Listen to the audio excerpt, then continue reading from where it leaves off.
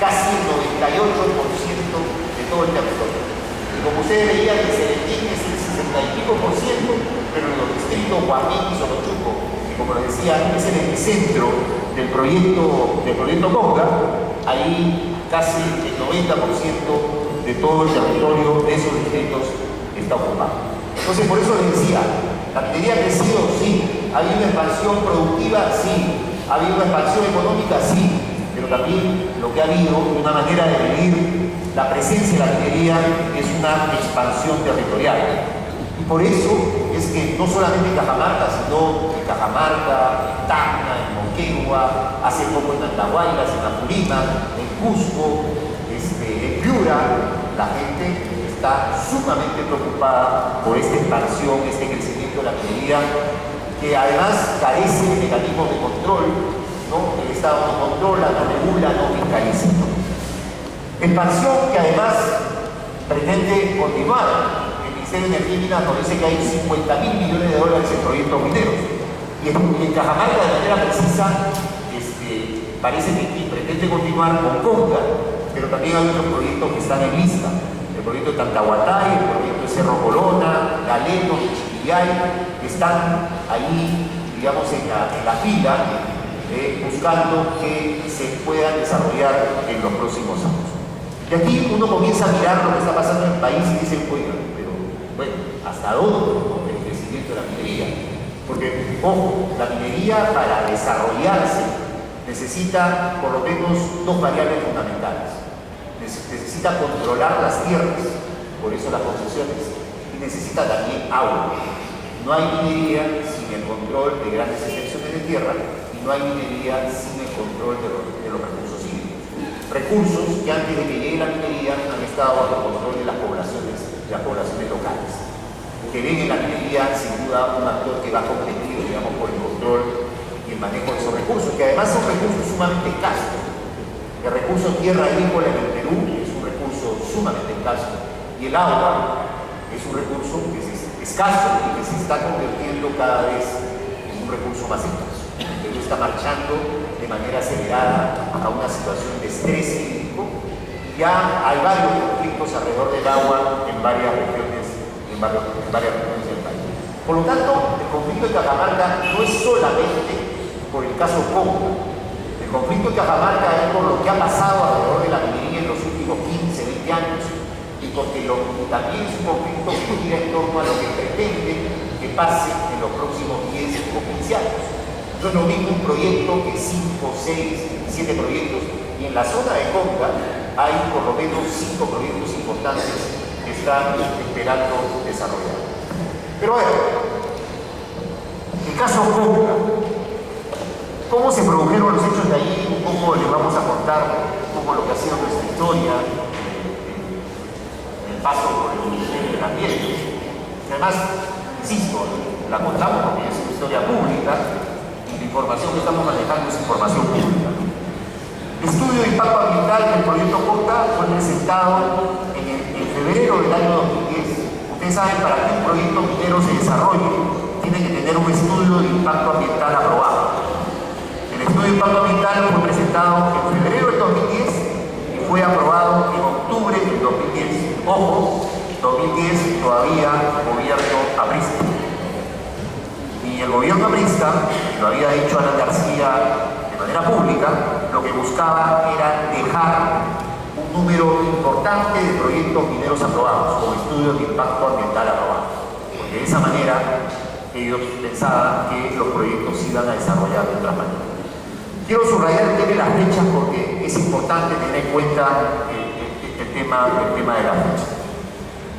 El proyecto Conga, como ya les he dicho, se ubica en estos distritos de la provincia de Celentín. Es un gran proyecto, 4.800 millones de dólares. Y vuelvo al tema de cuándo fue presentado y cuándo fue aprobado. Febrero del 2010 fue presentado el estudio de impacto ambiental y fue aprobado en octubre del 2010. ¿Cuántos meses hay? 8 meses.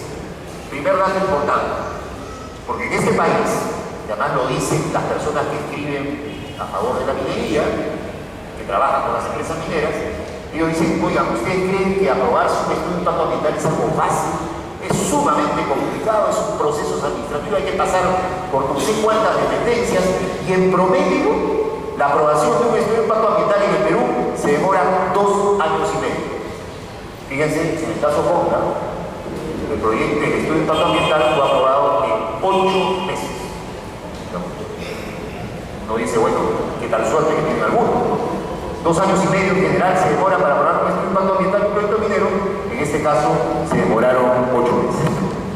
Y en octubre del año 2010 se publica una resolución directoral del Ministerio de Energía y Minas, de una dirección general que se llama la Dirección General de Asuntos Ambientales Mineros, aprobando el proyecto minero con la opinión favorable de la Autoridad Nacional del Agua y del Ministerio de Agricultura.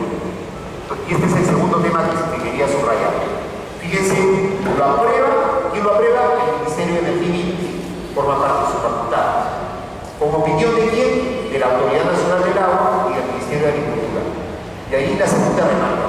No es que en el Perú hay un Ministerio del Ambiente, no es que en el Perú hay una autoridad ambiental que fue creada en el año 2008.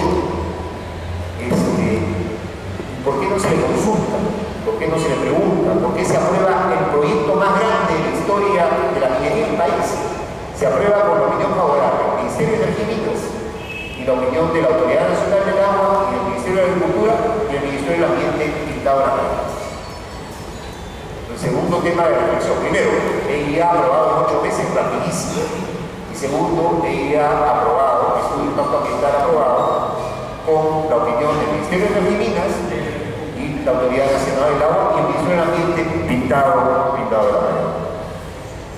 Cuando ya estábamos en el Ministerio y cuando estalla el conflicto y se hace visible que habían serios cuestionamientos y fuertes preocupaciones de la población de Cajamarca alrededor del proyecto, el ministro Giesecke, Ricardo Giesecke, ministro del Ambiente, propone visitar las lagunas de Cajamarca. Y dice, vamos a ver qué es lo que está pasando ahí, vamos a conocer por qué la gente está preocupada y qué es lo que dicen alrededor del proyecto. Y a ese viaje van 3 ministros, el ministro de Agricultura, el ministro de Energía y Minas y el ministro de la Minas. Y efectivamente llegan y se encuentran que Piñera y Anoche habían movilizado a todos sus trabajadores hacia las lagunas, ¿no? Y visitan las lagunas y conocen cuál era la situación y cuál era la importancia del ecosistema y por qué las poblaciones estaban preocupadas por el proyecto minero. Y de ahí sale la idea, el ministro dice, ¿saben qué? El Ministerio del Ambiente, que es la autoridad ambiental en el país, que como les decía, no fue consultado en su momento. En 2010 todavía era el ministro anterior, el señor Antonio Bravo, que no le había interesado el tema del proyecto, no quiso dar opinión, porque una cosa es, claro, uno puede decir, no me pidieron la opinión, no me consultaron, pero él como ministro del Ambiente pudo decir, oiga, discúlpeme, pásenme los estudios de impacto ambiental, que el Ministerio del Ambiente tiene la potestad, es la autoridad ambiental del país y quiere dar opinión. Bueno, no lo hizo en su momento. Y el ministro dice que dijo, ¿saben qué? El Ministerio del Ambiente va a dar una mirada al estudio de impacto ambiental. Somos la autoridad ambiental del país y frente a la preocupación y frente a la constatación que efectivamente estamos hablando de un sistema de lagunas de la cual depende un sector importante de la población de Cajamarca, el Ministerio del Ambiente quiere revisar el estudio de impacto ambiental. Pero resulta que el Ministerio no tenía el estudio de impacto ambiental, había que pedírselo al Ministerio de Energía y Minas. Y lo pidió un viceministro, no respondieron, lo pidió el otro viceministro, tampoco respondieron, y finalmente cuando el ministro pidió, después de varios días de esto, recibimos el estudio de impacto ambiental y en 15 días empezamos a hacer la tarea de revisar